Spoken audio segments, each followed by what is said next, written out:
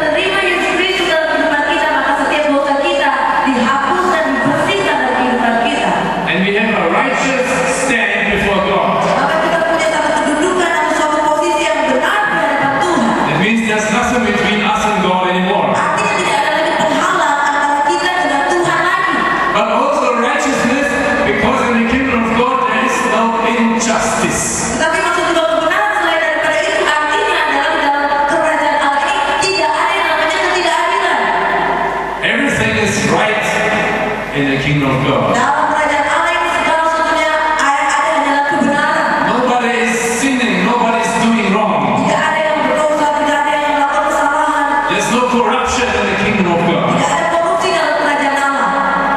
Amen. Hallelujah. Haleluya. Wherever kingdom of God is on earth, absolute justice.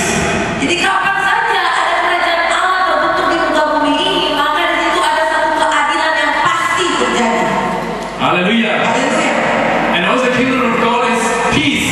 Dan di sini juga katakan bahwa kerajaan Allah itu adalah damai sejahtera.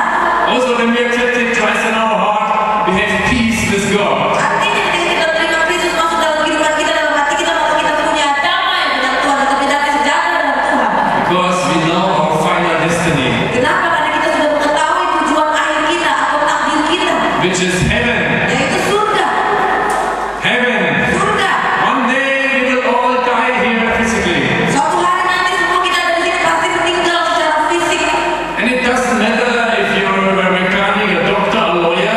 Jadi tidak masalah ketika hal itu terjadi, apapun itu saudara, apakah saudara seorang pengacara, dokter, atau seorang mekanik, Or the king of Thailand. atau mungkin ada adalah raja Taiwan sekalipun. If you have Christ in your heart, you go to heaven. Tapi kalau saudara punya Kristus dalam hati saudara, saudara bisa ke surga. To be with the kings of kings forever, which is Jesus Christ. Untuk bisa bersama dengan raja dari segala raja, yaitu Yesus Kristus. This is one form of peace in the heart of Ini people. adalah salah satu bentuk damai sejahtera yang bisa terbentuk dalam hati kita. And another manifestation is also to have peace in this world. Dan salah satu manifestasi juga untuk bisa mempunyai damai sejahtera di dunia ini.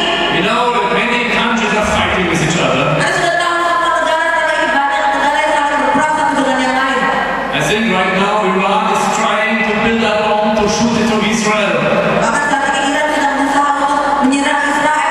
There have been many wars in this world. Ada begitu banyak peperangan terjadi di muka bumi ini. First and Second World War. Perang dunia pertama, perang dunia kedua pernah terjadi. And this is not the kingdom of God. Dan ini bukan maksud dari kerajaan Allah. This is kingdom of the devil. Ini adalah salah satu bentuk kerajaannya setan atau iblis. Wherever there's war and fighting and killing, this is what the devil wants. Karena dimanapun ada perkelahian, pertentangan, peperangan, dan pembunuhan, maka ini adalah bentuk dari kuasa kegelapan. Wherever is kingdom of God, there is peace and love and joy. Karena di mana saja ada damai, ada kerajaan Allah terbentuk, maka di situ ada damai sejahtera, ada kasih dan sukacita. Second commandment says, Perintah yang kedua berkata begini, love your neighbor as yourself. kasihilah sesama manusia sama seperti kau mengasihi dirimu sendiri. It means first love yourself. Artinya pertama saudara kasihi diri saudara And sendiri. you don't want to do anything bad to yourself. Dalam kata lain, Anda tidak mau melakukan apapun yang jahat kepada diri saudara sendiri. And then love your neighbor as yourself. Baru saudara bisa mengasihi sesama saudara sama seperti saudara memperlakukan diri saudara sendiri. That means don't do anything bad to your neighbor. Artinya saudara tidak bisa melakukan apapun yang buruk kepada saudara yang saudara tidak ingin rasakan. This is kingdom of God. Ini adalah kerajaan Allah. Hallelujah. Haleluya. And if we do bad to our neighbor or nations, Dan kalau kita melakukan hal yang jahat kepada sesama kita atau kepada bangsa kita, we are sinning. maka kita sudah berdosa. And as Christians and as son of the daughters of the living God, we should not sin. Hallelujah. Dan sebagai orang Kristen, sebagai putra putrinya Tuhan yang hidup, maka kita tidak boleh melakukan dosa. Finally, to walk with Jesus is a serious walk. Pada akhirnya saudara untuk bekerja bersama dengan Yesus itu adalah satu pekerjaan yang serius. Jesus said, the road which goes to heaven is very narrow, Yesus berkata jalan menuju ke surga itu sangat sempit and only a few find this way. dan hanya sedikit yang bisa melalui jalan ini. But he says the road which goes to destruction is very wide, Tetapi jalan yang menuju kepada kehancuran itu sangat besar, sangat lebar, and many are going this way. dan banyak yang mengikuti jalan ini. And we as Christians, we must really be serious with God, Dan kalau kita betul-betul orang Kristen yang benar, maka kita harus serius dengan Tuhan. because there are time will come when Jesus Christ will come back. Karena ada masanya yang akan tiba ketika Yesus Kristus akan kembali lagi. And he will not come back as a savior anymore. Dan dia tidak akan datang kembali sebagai juru selamat lagi. He will come as a judge